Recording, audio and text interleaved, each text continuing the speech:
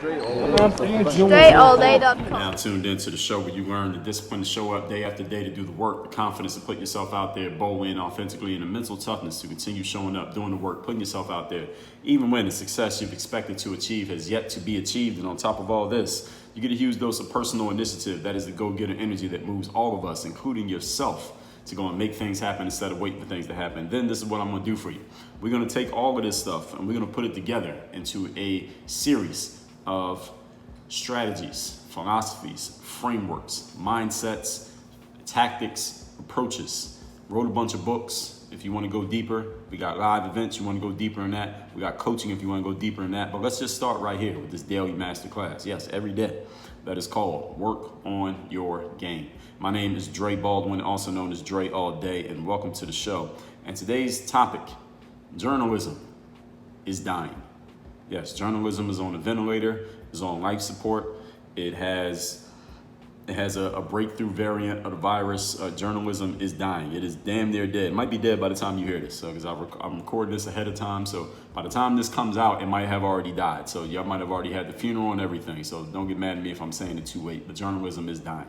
Now, before I get into this, let me tell everybody to have a text message line where I send a daily motivation text from this number every day. If you want to get that daily motivation text, or you just want to communicate with me, you want to ask me a question, you want to share a challenge, idea, feedback, comment, whatever, my number is 305-384-6894. Once you text me at that number, you will be on my list to get my daily motivation text, and you can engage with me there because I do take time every single day, go through, and I do respond to texts. So if you text me, you will get a text back. And yes, that is me. That is not a bot that texts you. It is not when you first come in, we're going to confirm you. Now, after that, then that is me who was texting. That's not a bot. That's not my assistant. That is me who was responding to those texts. I get people asking that all the time. That is me. So 305-384-6894 is that number. So this topic, once again today, journalism is dying.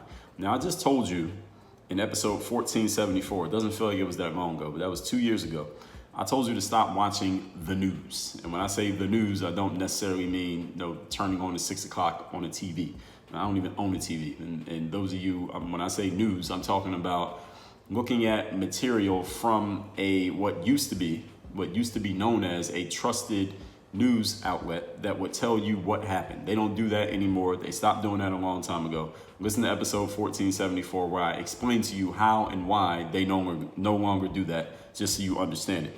The reason that journalism and all of that stuff is dying is because they no longer do their job of objectively reporting the goings on in the world. They used to just tell you what happened. Nowadays, they got to give you a little bit of a spin, a little bit of opinion. They leave out the stuff that makes the side that they like look bad, and they put in extra stuff to make the side that they don't like look bad. So that's why the news is not the news anymore. Journalism is different in its duty, and I'll explain that difference, but it's dying for many of the same reasons, and I'm going to articulate all of that here today. So if you have any journalists who are listening to this, or anyone who's related to a journalist, you can check me, you can comment to me, you can challenge me on any of the points that I'm going to share here today, but you'll be wrong because I'm right. So and I'm only tongue-in-cheek. I'm only half joking on that. But anyway, point is, topic once again, journalism is dying. Point number one. Let's get a definition of journalism from the American Press Institute. Quote, though it may be interesting or even entertaining, the foremost value of news is as a utility to empower the informed. The purpose of journalism is thus to provide citizens with the information they need to make the best possible decisions about their lives, their communities, their societies, and their governments. Close quote. So let me give an interpretation of this definition by the American Press Institute. I think it should say empower the uninformed, but they say empower the informed. But the whole purpose of news is as a utility. So let's just say the whole news thing. So the companies, the reporters, the journalists, all of this is to give people information and empower them through giving them information. That's the whole point.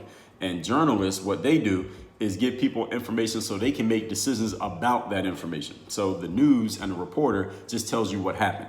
The journalists, what they do is they go deeper and they try to figure out why it happened. So that's the difference between reporters giving you the news and journalists, is that reporters say what happened. Journalists try to explain to you why it happened, but they don't explain why it happened by just telling you, well, here's my opinion. What a journalist does is that they dig into the situation and try to find out what is going on, what are the underlying causes that led to this situation. Now let me explain to you, because I went and did all the digging and found out. I went and chased down all these threads and I found out what was going on. Now let me share with you how these things occurred. That is what a journalist is supposed to do. And that's what the news is supposed to do. This is how they kind of work together. But they're not doing this anymore, and I'll explain that in a minute. Let me give you one more definition. This comes from a website called Ask Any Difference. So it's a website that basically tells you the difference between one thing and another. So things that are normally, maybe sometimes people conflate them or people aren't sure if there is a difference, this website tells you the difference. Beautiful thing about the internet, you can pretty much find anything. So here, they say, quote, the difference between a journalist and a reporter is a reporter's job is to relay the story to the public, but the journalist's job is to research the story, close quote. So I'll paraphrase that one and say it in a different way. The journalist, and I kind of just explained this, is that the reporter will just tell you what happened. The journalist is to dig deep and to find out. The reporter, let me say it again. The reporter tells the story to the public. The journalist researches the story for the public. So the reporter just tells you what. The journalist, again, they're on your side. They're supposed to be helping you out. That's what a journalist is supposed to do. A journalist is supposed to be on the side of the consumer, of me and you, by explaining, okay, now you saw that headline, you heard that this thing happened, right? Now let me tell you why it happened, and let me help you understand how this all came to be. That is what a journalist's job is, initially. At least that's what purely traditionally we expect a journalist to do. Not initially, but traditionally what we expect from a journalist. The job of the journalist is research and investigation. That's what they're supposed to do. Now, there are many reasons here, before I move on to the second point, many reasons why journalism is dying that I'm going to get into here. One of them that I didn't go deep into here because I'm not an expert on it, but this is something that's definitely happening. And any of you who knows, please offer some feedback on this, is that many media companies, because they're not making the same kind of money that they used to make back in the day, a lot of news companies just don't make the same money because clearly they're not selling print publications as much anymore. You know, back in the days, there are many industries that things changed in this way. The music industry, every time someone got an album, you would have to, if you got somebody's album rather, you would have to go out and buy the tape or you had to buy the CD. And there's a physical cost to that tape or CD. And every sale, there was a lot of money being made just off physical products being moved, back in the days in the music industry. Nowadays, I was just on my streaming music service here today. I was on Apple Music, and I was just scrolling through the new albums that came out, and any artist that I've ever heard of before, if there's ever one song about them that I liked, then I just added it to my library. All right, that album came out, all right, add that. That came out, add that. Even artists that I might not even be that interested in. And my reasoning is, well, look, it's just digital. It's not costing me anything extra. There's no marginal cost to add another album to my library, so why not add it to the library? But if I had to make the real decision of spending real money on some of these artists' albums that I added to my library here today, I'm not going to say their names. I'm not trying to diss certain artists because I'm not that big of a fan of them. But if I had to make a real decision about buy it or don't buy it, I'm probably not buying it. But being that I can just add the whole album and it doesn't cost me anything extra, I'm just paying $11 a month for the service, why not? So that the money that people used to make off the physical sales, let's say in the music industry, is no longer there. So they had to figure out a new model and way of doing things. In the one industry that has kind of survived a lot when it comes to that, it's kind of been digitizing proof in a way, not 100%, is the book industry. So, for example, The Third Day. Get your free copy of this book. The Decision Separates the Pros from Amateurs by going to thirddaybook.com. Just because of the nature of books, but also we got audio books now. We do have ebooks, but most of the people who read my stuff want to get the digital, they want to get the physical version of the book. But I do get people who say, well, I'm going to get the audio book, and they listen to the audio books. So audio books have cut into some of those physical sales a little bit as well. But in the journalism industry, I think they have been hit probably the hardest, because even harder than, actually maybe not harder than the music industry. I think journalism and the music industry are actually pretty equal, because in the journalism / news industry is what I should say, not just journalism, but the news industry, is that we called it. I mean, I had the episode that says stop watching the news. we called it the newspaper. All right, do you read the newspaper? It wasn't any one particular paper. It was just the newspaper. Every day there was a physical newspaper that you got on your doorstep. You picked it up, you opened it, you turned the pages, and you would read it. There's a physical cost to that physical product, and that would be factored into the price of those papers. And that industry made a lot of money, and that money would be used to fund and pay the people who work there, i.e. the journalists and the reporters. But because news outlets don't sell physical papers anymore, now they have to sell memberships. So now your membership, I don't have a membership to any news outlet, do I? I don't think I do. But a membership to a news outlet might be what, $10 a month, $25 a month, something like that.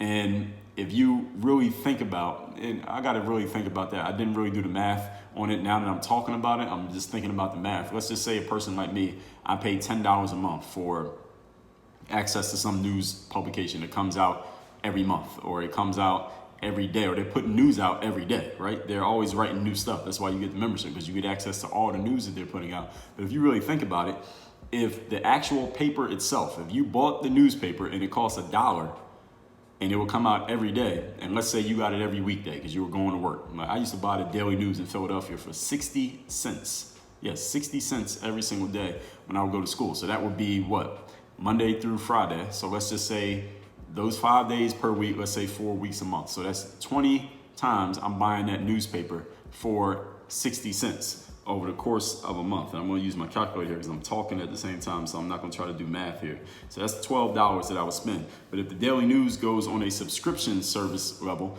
and they start selling a subscription for, let's say, $9 a month, that's $3 less that they're getting each month. Now you say $3, right? It ain't that much money. But multiply $3 by how many people are reading that newspaper. Let's say 300,000 people read that newspaper every month.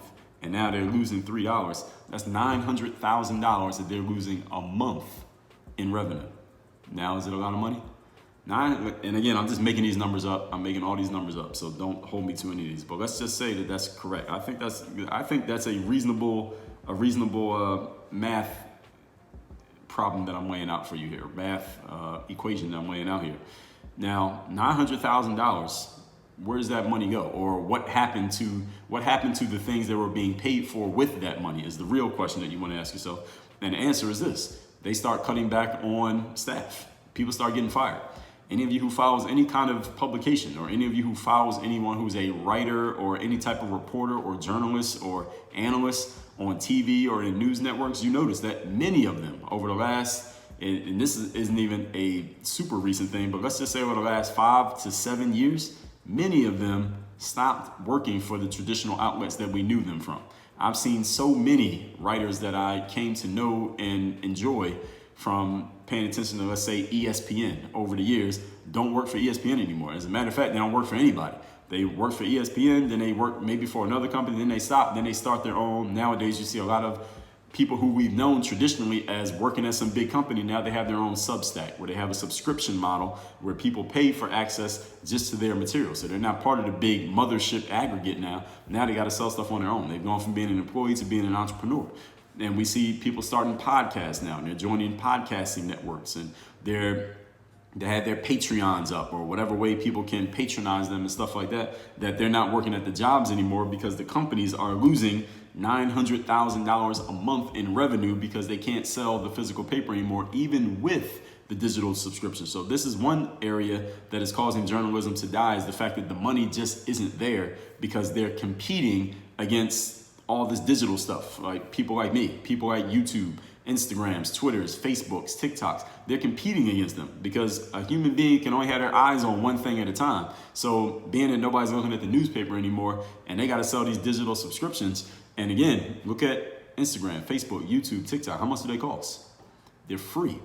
And people are giving more time to those things than even to the news outlets. So these companies are losing a lot of money. So they had to start cutting people. People are getting fired. And even to this very day, companies are still downsizing. They're still relieving people of their jobs. They're still buying people out because they just can't survive they can't survive by paying people what they used to pay them back in the day. So one reason why journalism is dying is because the money is just not there anymore. But that is not the full angle of what I'm talking about here today. What I'm talking about here today are the choices that quote unquote journalists do actually get to make. And I'm talking any kind of journalist. I don't care if you work for Forbes, if you work for the Philadelphia Daily News, the New York Times, or you have your own independent thing and you're calling yourself a journalist. I'm telling you why journalism is dying as far as the art of actually doing the job the way the job is supposed to be done, regardless of from where you draw your paycheck. Moving on to point number 2. Topic once again is why journalism is dying. Journalism is on its deathbed. Number 2, the critical point of why I believe journalism is falling apart. And I'll share this with assistance from a guy by the name of George Snell. And he is quoted in this article in The Guardian. He didn't write the article, but the writer quoted George Snell. Quote, journalism means getting beneath the news. Great description. It's investigation, analysis, and thoughtful commentary. It's in-depth expository reporting. Close quote. Now, to illustrate this point, George Snell offers this straightforward comparison. Here's another quote. Quote, reporting is when you say, a 747 aircraft crashed into the middle of the Atlantic Ocean yesterday, close quote. Journalism is when you say, quote, a review of maintenance reports of the 747 aircraft that crashed last month revealed that the airplane had faulty engine parts. Reports indicate that airline management ignored warnings that the parts were malfunctioning, close quote. That is a good explanation and a juxtaposition between reporting and journalism. And what George Snell said, his initial quote, that's the one that I like. Journalism means getting beneath the news. It is going into, you investigate, you analyze, and you give commentary, but it's thoughtful commentary based on your analysis and your investigation. You have to go in depth in order to be offering the commentary, but people aren't doing this anymore.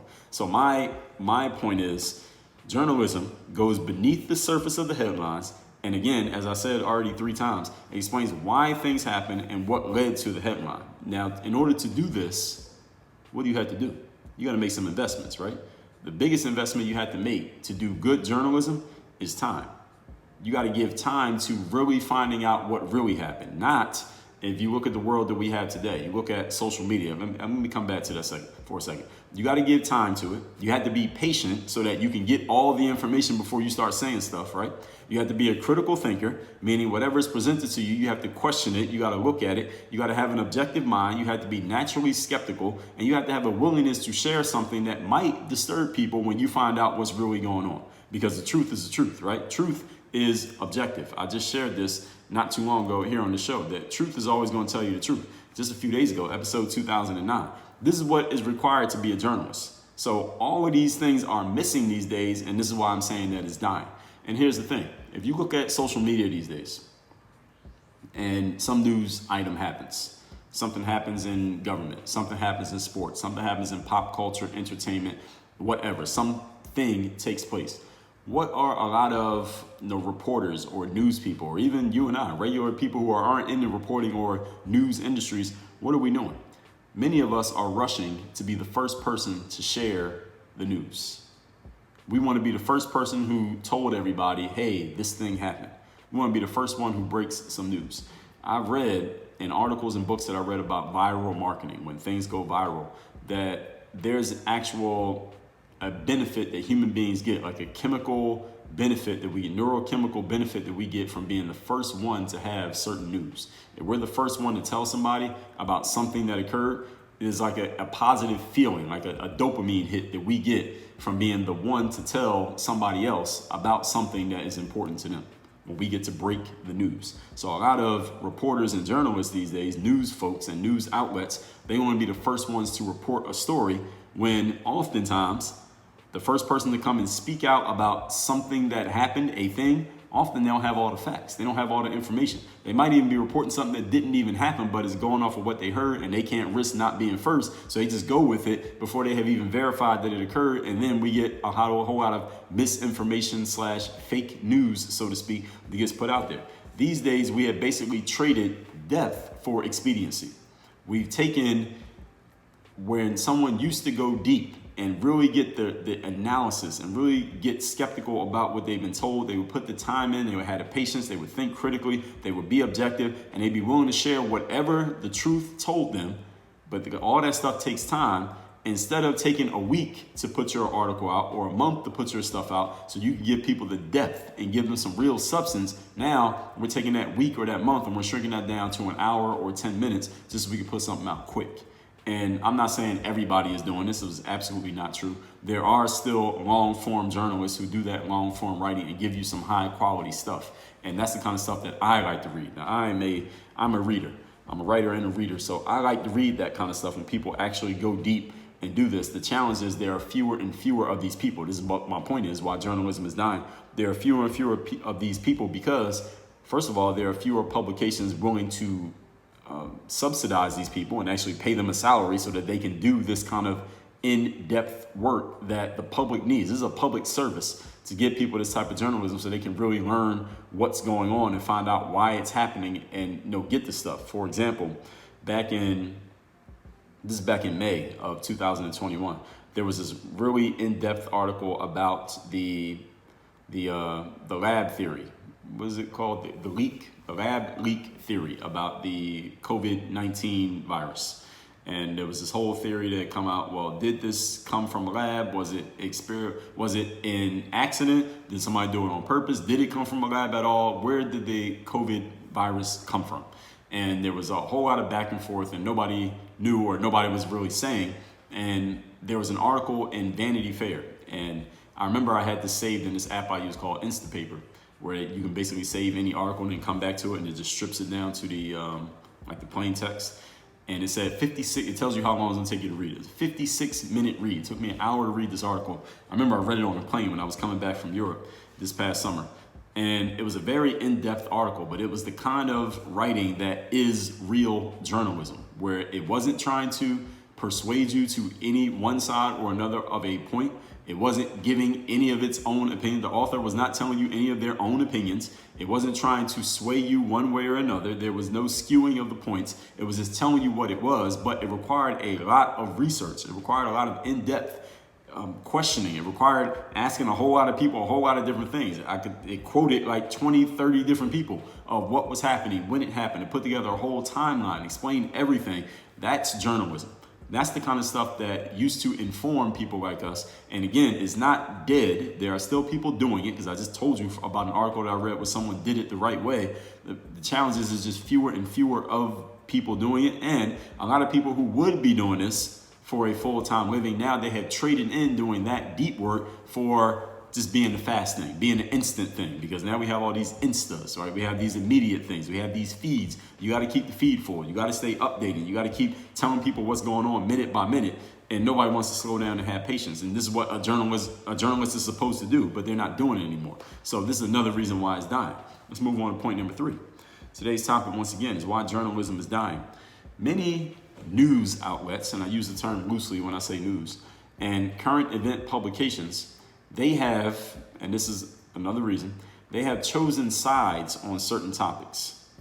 And these are topics upon which we used to go to for objective information. Okay, there's some kind of virus going around. Okay, just give us the objective information on what's happening. Okay, there's a political election coming up. Just tell us objectively who's saying what, who's doing what. Don't tell us your opinion. Don't try to make one person sound good, another person sound bad. Just tell us what's happening. They don't do that anymore. They have picked a side and they're not being objective anymore. Now, I will allow that many of these publications were somewhat slanted even back in the day, that even back in the early 2000s and the 90s, that many news outlets were somewhat slanted in what side they favored or what side they didn't favor. But even though they were slanted, they weren't so slanted that you could even tell. You couldn't see it. It wasn't obvious how slanted they were. You might, if you were a sleuth, maybe read between the lines and notice certain things, but they weren't so slanted as they are these days, to where it's like, okay, you know exactly what you're going to get from someone even before the news show comes on. That's how it is now. So now they back in the day, they were slanted. These days, they're horizontal. All right? They used to be straight up and down. That's what we want. We want straight up and down. Just tell us what happened objectively. Then they were maybe a little slanted in recent, let's say a decade or two ago. Now they're just horizontal, straight. We know that they're leaning one way or another all the way. They're not even trying to hide it anymore. In choosing sides, these outlets have blocked journalism from happening, because how are you going to work for, let's just say, for example, how are you going to work for an outlet that's leaning really hard to the left and write anything, any kind of in-depth, substantive journalism that makes anyone on the left look bad. You can't do it. They wouldn't run the article. They wouldn't even let you publish it. You might get fired for even trying to put that out. So I always ask the following question, and it's the same vice versa. If you're working for a publication that's hard to the right, you can't put something out that's going to make someone on the right look bad. They're not going to let you run it. They're not going to put it out because, well, you're hurting our side, or you're not going along with the party line. You're not following the program.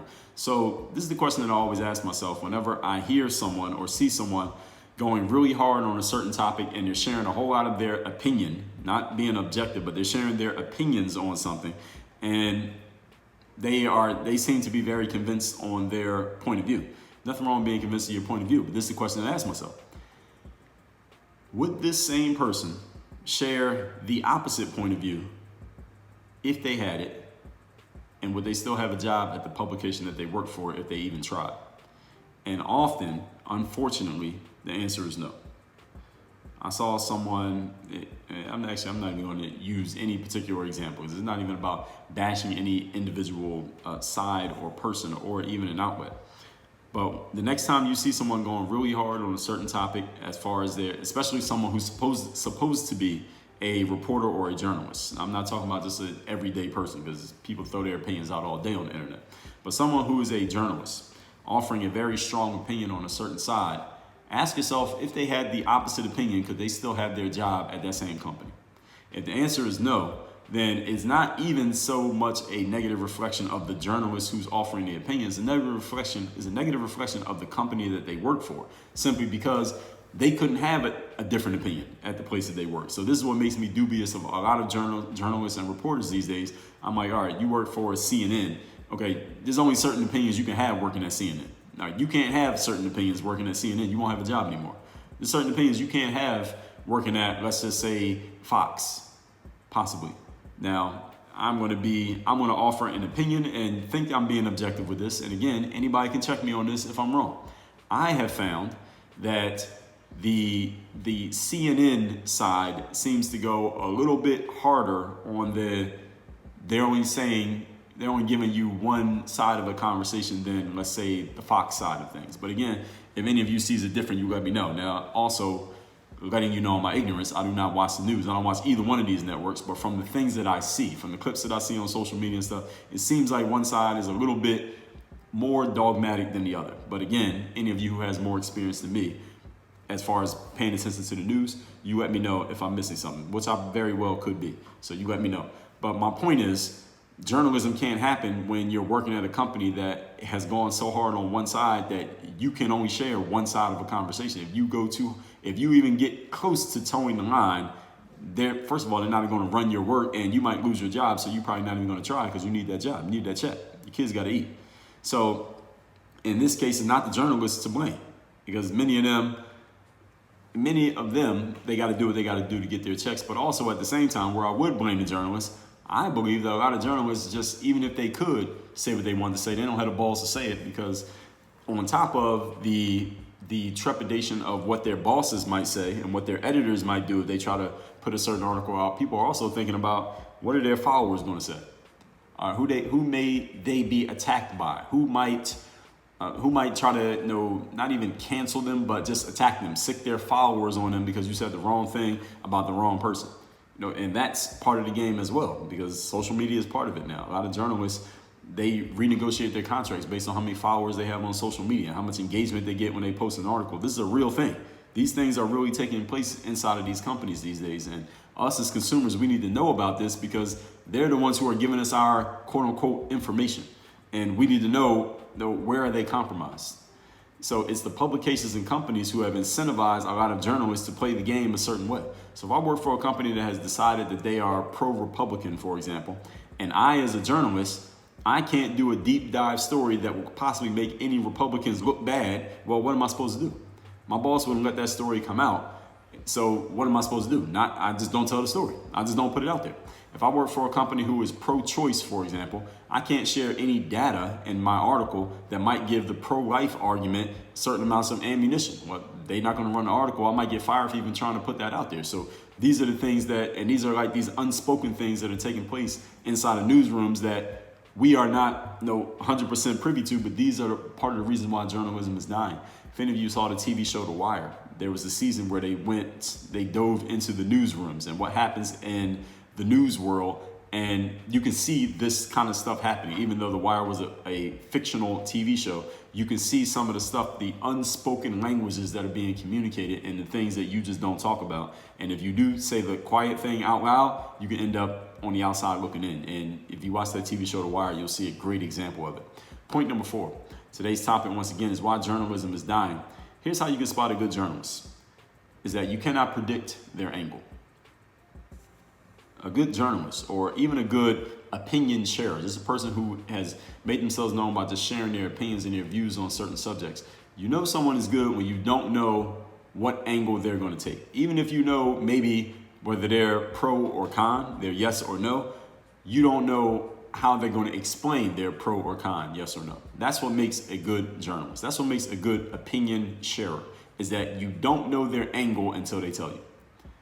Even when they tell you the topic, as I said, you can't guess with much accuracy their approach, even though you might know yes or no, for or against. Even if they tell you what side you're on, the why is hidden until you get into what they're going to say. And they usually, almost always, are going to give you something to think about. They're going to give you something that says, damn, you know what? I didn't look at it from that angle. That's a different way of looking at it. They'll give you an angle that you might want to take and go use for yourself. A good journalist will share with you things that you didn't know, but things that you need to know. Journalism doesn't just take the talking points that you already know about and then just tell it to you again. That's not journalism. You're not a journalist if that's all you're doing. And I see many people who are posing as journalists these days who are doing nothing but repeating talking points. And this is another reason why journalism is dying, because it's getting watered down, because you got a whole lot of bloggers who are passing as journalists. They're not actually journalists. They are bloggers, but now they're working for publications that used to employ journalists, but I guess the bloggers are cheaper, so they're hiring the bloggers. Real journalism is always going to make you think. It's going to give you an angle that you never thought of before. So next time you read something, or you even hear somebody sharing their opinion, ask yourself, did they give you anything that you didn't know? Did they tell you anything that's going to make you think? Did they give you some food for your brain, or are they just telling you things that you already know? They're just saying it in a different way, but they're giving you the exact points that you already heard before. That's how you know when you're consuming actual good journalism or an actual good opinion sharing piece of content, even if you disagree with the opinion. And the challenge is not that these people do not exist, it's just fewer and fewer of them these days. Let's recap today's class, which is why journalism is dying. I told you in episode 1474, stop watching the news. Journalism is dying, and the news networks rather are dying because they no longer objectively report things. Journalism is different in its duty, but they're dying for many of the same reasons. Number one, first, we got clear on these definitions that the journalist's job is to research and investigate and to dive deep into situations. Point number 2, the critical point. George Snell said this is journalism means getting beneath the news, investigation, analysis, thoughtful commentary. And then I explained that because journalism goes beneath the surface of the headlines and explains the why of what happened, that takes time, patience, critical thinking, objective mind, skepticism, and a willingness to share something that may disturb people, because the truth is objective, as I just told you a few days ago. So why is it dying? Point number 3. Many news outlets and current events publications have chosen sides on certain topics. We used to just get objective information from many of these publications, but now they have chosen to go so far in one direction or another that you can't be a journalist, because the truth, the objective truth, might offend somebody who works at that company. The objective truth might hurt the company's position as they're far on this side, so they might lose some of their listeners or their viewers or their subscribers. That will cost the company money, so you can't say certain things. So, and also, when I hear somebody going hard on a certain view, I ask myself, if they had the opposite view, could they still have the same job at the same company? The answer is almost invariably, the answer is no. So it's not always the journalists themselves to blame. Many times it's the companies, though many journalists don't have the nuts to share anything different than what they've already shared, even if they wanted to. And listen, they're humans just like you and I are. We are all being conditioned every day by the things that we are taking in.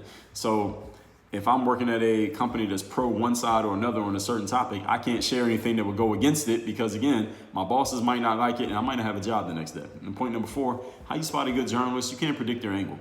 Even when they tell you the topic, you can't guess with much accuracy how they'll approach it. They might be for or against. Even if they tell you what side they're on and you know what side they're on, the reason why they're on that side, the reason why they have their opinion, You cannot guess it. A good journalist, you can never guess their angle, even though you may know their conclusion. The challenge, they will challenge you with ideas that you had not yet considered. They will inform you with something that you did not know before you started listening to or reading or watching this stuff. They will always give you an angle that you might even take and go use yourself. A good journalist will share things that you did not know, but you need to know. Journalism does not just merely repeat talking points. So next time you are watching something, listening to something, reading something, ask yourself, are you taking in actual journalism? Unfortunately, many of the times your answer is going to be no, because there ain't too many of them left. They still are around, but they're an endangered species. Send me a text if you want to get my daily motivation text, which I send out every single day to everyone in my text community free of charge. My number is 305-384-6894. If you want to be coached by me directly, we work on 3 specific things: strategy, execution, and accountability. If that sounds like you, go to workonyourgameuniversity.com, click the button for joining my 3rd-day mastermind. We'll hop on a Zoom call. I want to know where you're at, where you're going, how I can help you get there. And that's that. Work on your game. Dre all day.